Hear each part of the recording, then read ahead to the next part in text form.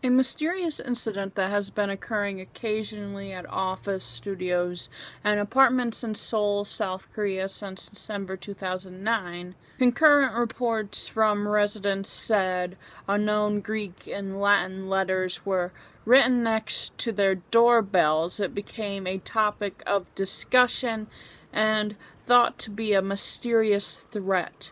No one has been seen writing anything on the wall, not even on CCTV.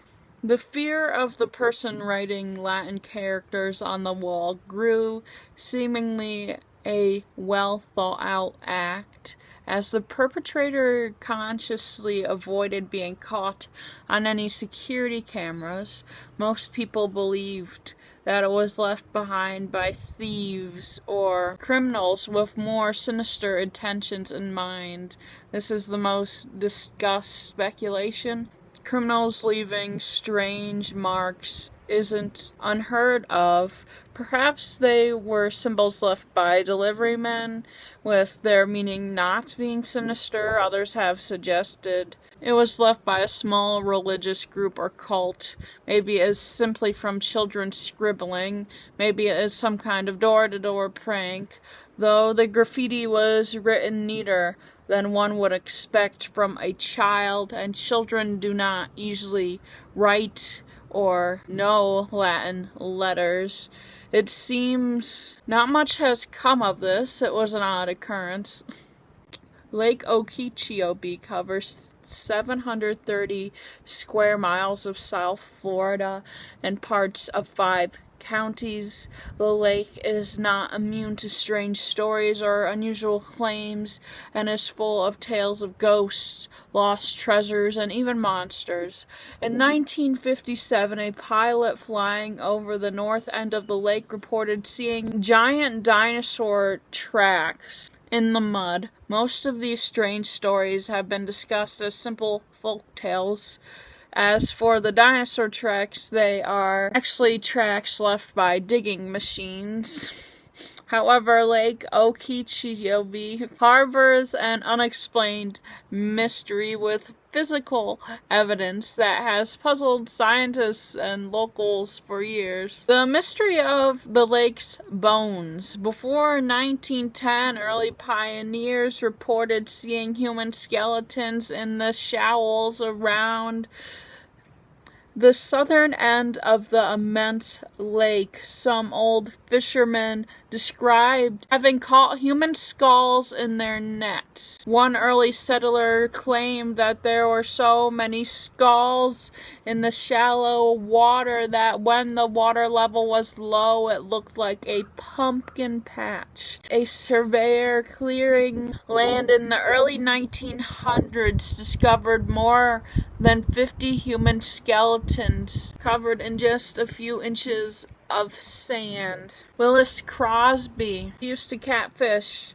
in the Okeechobee and told the story of finding half a dozen human skulls in 1953 lying in the mud on Observation Island.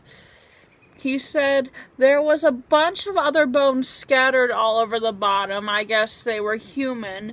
Everyone said they were the bones of Native Americans, saying it's quite common when the water recedes. All reports of human bone findings come from the area from Creamer Island to Observation Island, and within a few square miles of the mainland. In 1918, water levels dropped to an all-time low, revealing hundreds of human remains partially covered in mud. There seems to be no order among these skeletons. The bones of adults and children were scattered across the bottom of the lake.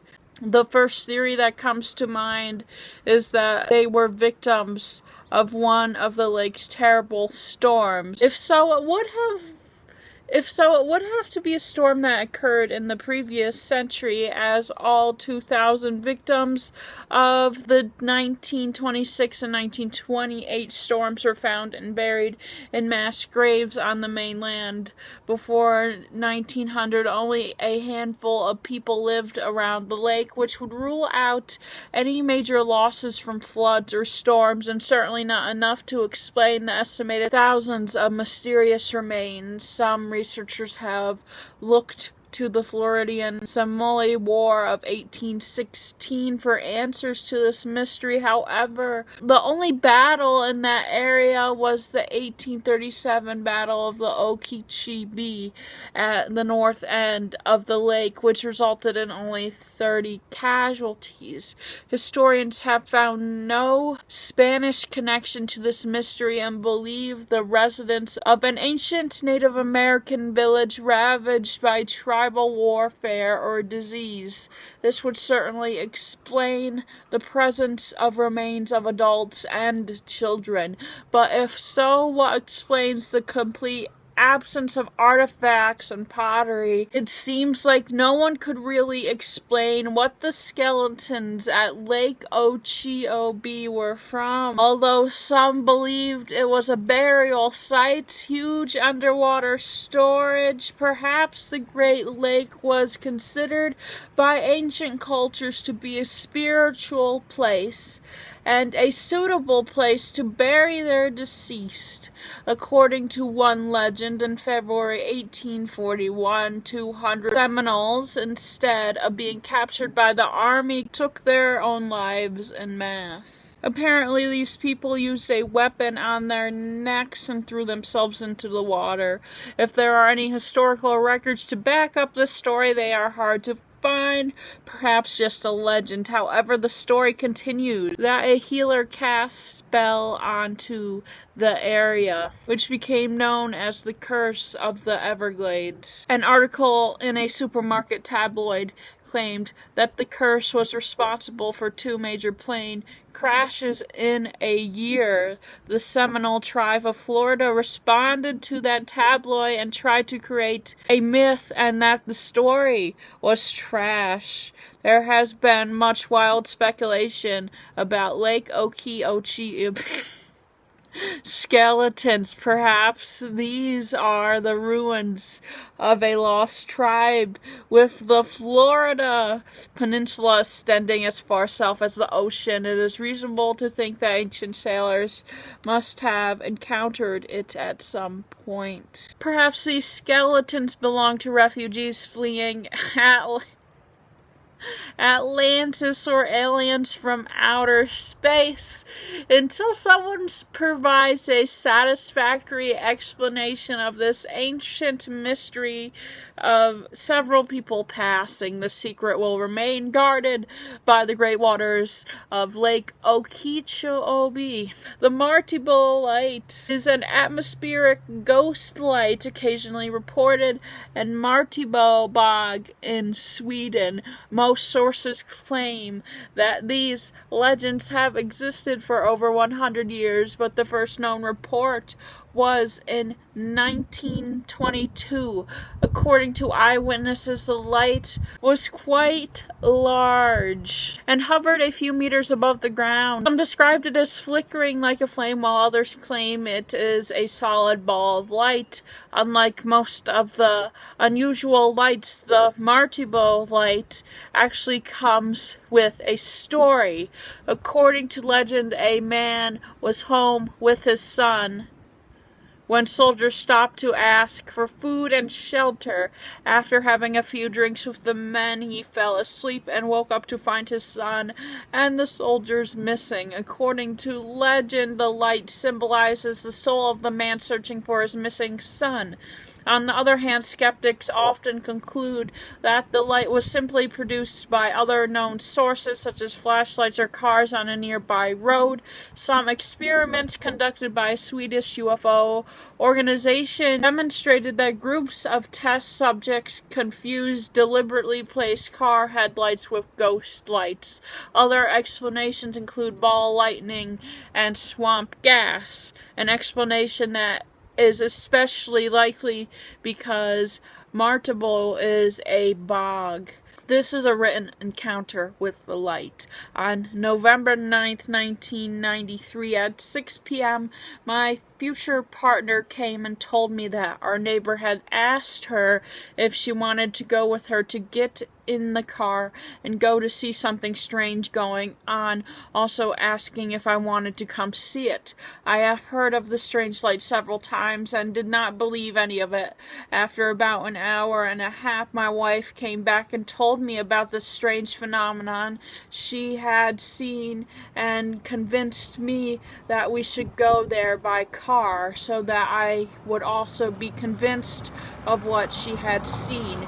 As we drove along the narrow forest road, which after a few kilometers we stopped the car and turned off the headlights. The car was facing the bog, which was a few kilometers away. Despite the darkness on the narrow road, there was enough light to see the forest on both sides of the road. After waiting for some time, a light suddenly shined from the forest. From the left driver's seat about 100 meters away, the light went off after about 5 seconds, but it was there long enough for me to see it, so the light certainly exists. The mystery is what causes it. The miracle of the sun is a series of events that have miraculously occurred on October 13th, 1917, in front of a large crowd gathered at Fatima, Portugal. The prophecy is that the Virgin Mary would appear and perform miracles on this day. Newspapers published eyewitness accounts of observing unusual solar activity, such as the sun appearing to dance or zigzag across the sky, moving towards Earth, or emitting colorful and brilliant light. According to this information, the incident lasted about 10 minutes.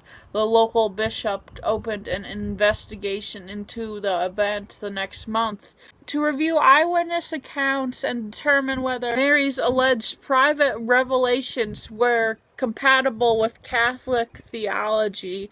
The local priest who led the investigation was especially convinced by the consistent accounts of extraordinary solar phenomenon from secular journalists, government officials, and other skeptics present. The bishop declared the miracle worthy of belief, officially authorizing the cult of the Virgin Mary.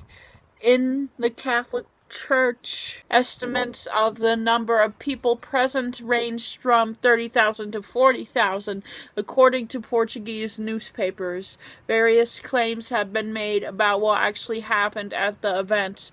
According to many witnesses, after a period of rain, the dark clouds gradually dissipated and the sun appeared like an opaque spinning disk in the sky. It is said to be significantly dimmer than normal and cast multicolored light on the surrounding landscape, people, and clouds.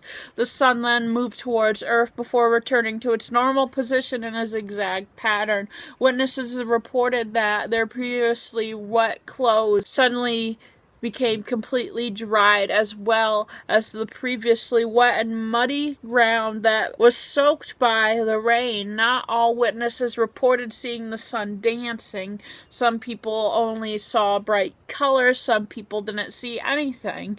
An old black and white photo of the actual solar miracle event shows many dark rain clouds behind the trees and the sun peeking out. Certainly nothing in the photo seems unusual, but of course a photo is unmoving. Whatever the crowd saw wasn't interesting enough to be seen in a photo. It was later determined that the photograph, first published in 1951, was taken about 8 years later in another city in Portugal during a different solar phenomenon. However, misattributed images continued to spread on the internet.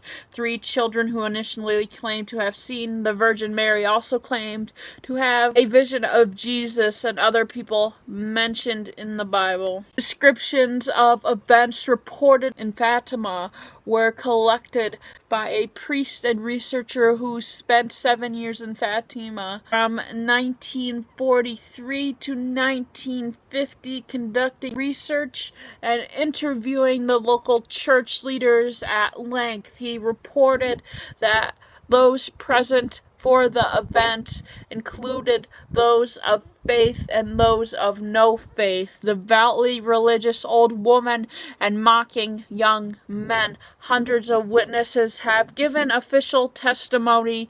The reports do vary, minor details are confused, but none to our knowledge has directly denied the visible magic of the sun.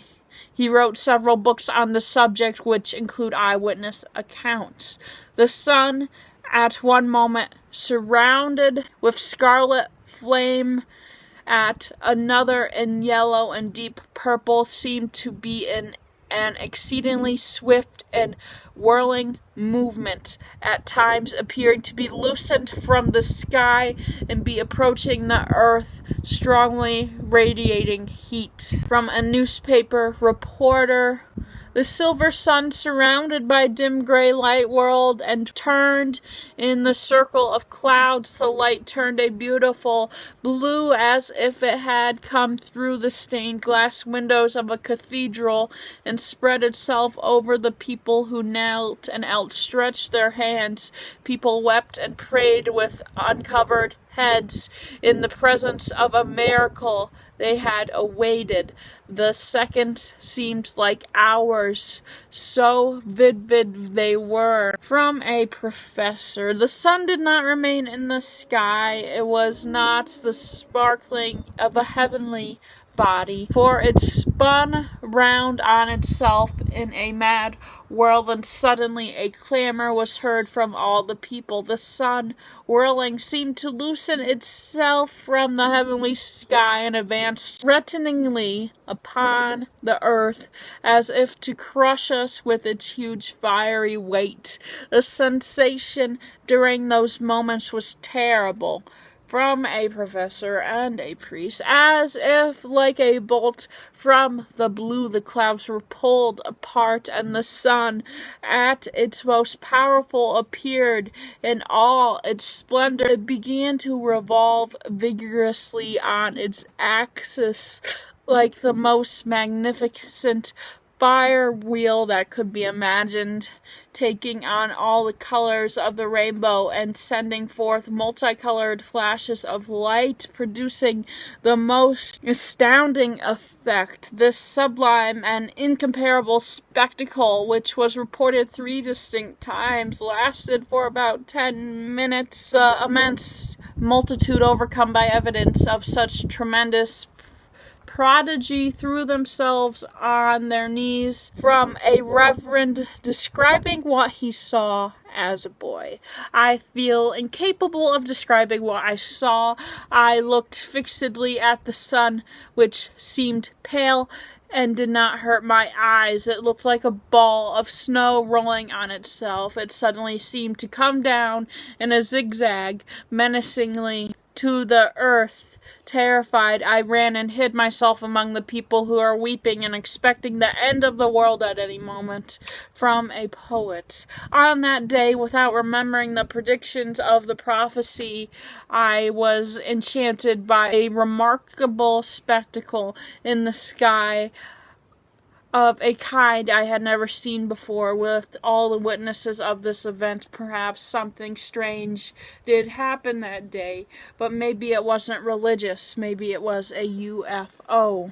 The Min light phenomenon, often recorded in remote areas of Australia. It is uncertain whether the name is linked to the Australia Aboriginal language or in reference to the Min Hotel, located in a small village of the same name, where the lights were observed by a man in 1918.